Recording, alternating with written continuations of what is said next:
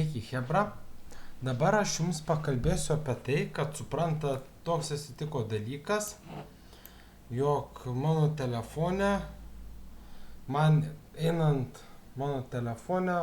einant link parduotuvės, skambino šis numeris ir atsiliepė ne žmogus, o balso įrašas. Tai ką aš jums noriu pasakyti tokiu atveju, kad matot, man sugebėjo iš Latvijos per 1 minutę paskambinti 3 numeriai. 3 skirtingi numeriai paskambino per 1 minutę. Tai nėra natūralu. Juo labiau, jeigu jums skambina numeris iš užsienio arba nelietuviškas numeris, tai tik įrodo, kad mūsų kibernetiniai erdvėje nėra jokios apsaugos. Suprantate? Kibernetiniai erdvėje nėra jokios apsaugos. Ir ką aš noriu tom pasakyti, kad matot, va čia. Nu, davai, dink čia.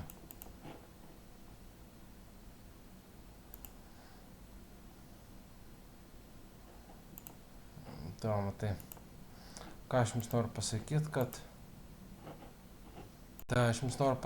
kad tokiu atveju yra štai tokie dalykai.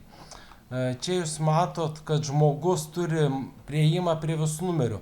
Tačiau kaip veikia telefoniniai sukčiai? Telefoniniai sukčiai iš tiesų mato visus mūsų duomenis valstybiniai duomenų baziai.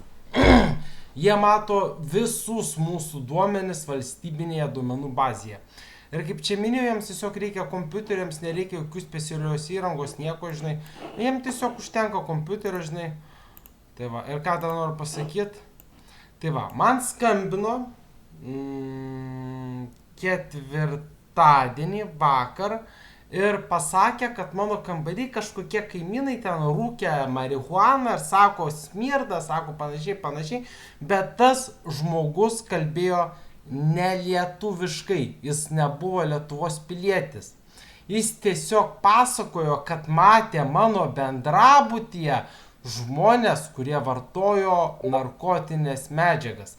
Taip iš tiesų ir buvo, aš jautau kvapą, bet aš neįsivaizdavau, kad antiek tas šešėlinis internetas yra galingas, jog jis matė žmonės, kurie vartojo. Bet kodėl skambino man? Bet supranti, aš tai nevartau, kodėl skambino man, kodėl būtent skambino man, kodėl jis mane kaltino kitų kaimynų elgesiu, aš šito nesupratau. Bet čia, žiūrėjau, yra pas principas, žinai, kad, pasakau, čia yra, žinai, pas principas. Čia yra pas principas, galiu parodyti. Pas principas, kad žmonės internete mato tai, ko niekas niekada negalėtų parodyti per televiziją.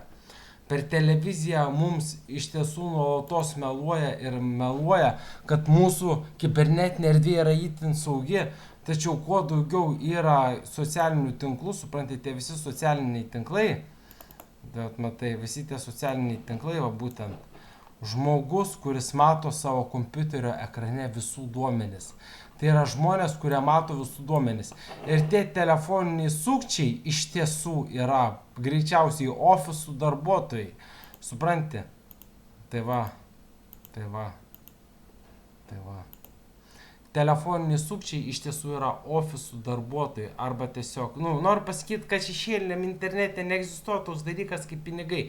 Šešėliniam internete egzistuoja tik paslaugos. O pinigai tai yra tik skaičius, tik numeris, supranti, nesąmonė. Davai, išjunk.